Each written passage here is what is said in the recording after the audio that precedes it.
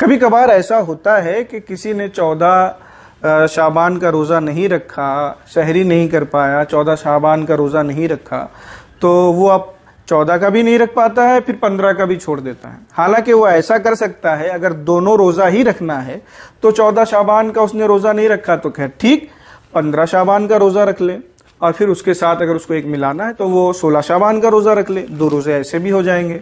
लेकिन करते वो ये है कि 14 शाबान का अगर रोज़ा नहीं हुआ तो अब 15 का भी नहीं रखते हैं, 16 का भी नहीं रखते हैं। तो ये गलत फहमी है। 2 रोज़ा रखना ज़रूरी नहीं है।